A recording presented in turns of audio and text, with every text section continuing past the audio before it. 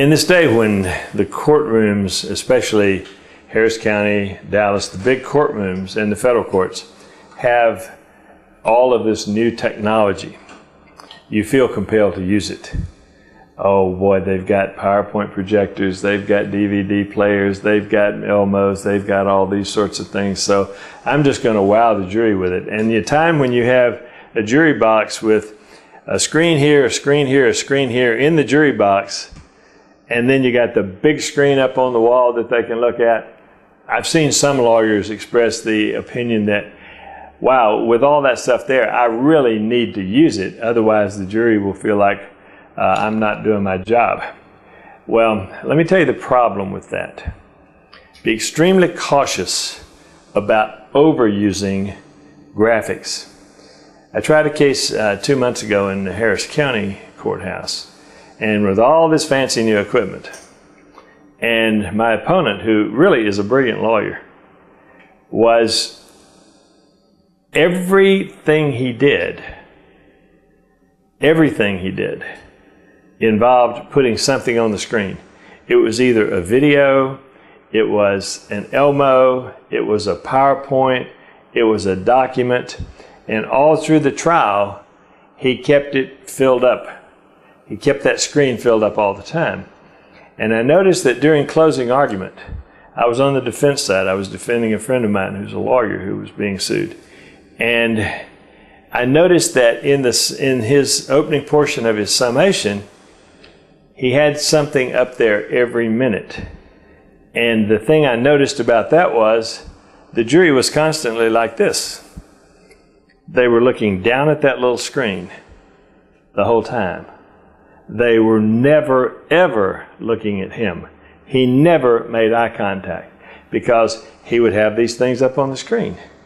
And that's all they would look at. And the things he had on the screen were things that had been up there for days that they had already seen and seen and seen until they had long since lost their interest. With that in mind, it was interesting because during that entire trial, I never used one graphic. I didn't even use an artist pad. I used absolutely no visual aids. I sat in my seat at counsel table, never got up and moved around the courtroom during cross-examination, anything of that nature, for the simple reason that I was maintaining eye focus with the jury and with the witnesses. Now, on summation, I stood up and my entire summation was nothing but words. No graphics, nothing. But I spent the whole time going eyeball to eyeball with the jurors, and I was making jury contact. And when I sat down, I told my client, friend, who's a tremendous trial lawyer, I said, this case is over. Look, he has not connected with this jury at all. And it was true. So be very careful. When you use a graphic, there should be a purpose. You should have a specific purpose for using visual imagery. I'm a big proponent of visual imagery, but don't overkill with it. Now, the most important single type of visual imagery that you can have, the thing that the jurors find most helpful, inevitably, is a timeline. If you can have a timeline, and we use an interactive timeline, if you can have a timeline that actually aids the jury in some fashion, then you should do so, because that's the most useful and most readily accepted graphic that jurors generally see.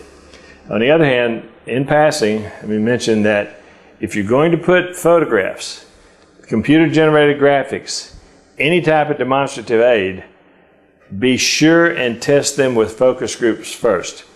Put them up on a big screen, the 7-foot screen, let the focus group members look at it, let them tell you what they see. You don't tell them what they see, let them tell you what they see. Because they will see things in graphics that you never even thought about. I've had cases where I designed the graphic. I designed it, I put every single thing there was in there for a purpose. And I knew it backwards and forwards, show it to a focus group, and they'd say, yeah, but what about this? And they would see things in a graphic that I designed that I never saw. Again, because of my tunnel vision. Back to the point The availability bias, the use of graphics, is an extremely important tool to direct the attention of the jury where you want it to go, but be sure and use it very wisely. You can also choose the graphic that you want to use with the witness that may need help, so that the graphic helps the witness. You may have a witness who's very nervous, and that as far as just sitting in a witness chair and talking, they're terrified.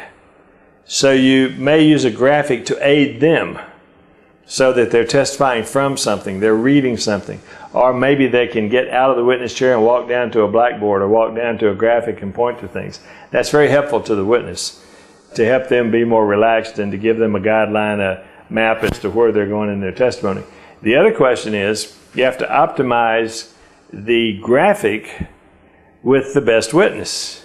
So who do you choose to introduce your graphic or your demonstrative evidence that will give the most legitimacy to the graphic?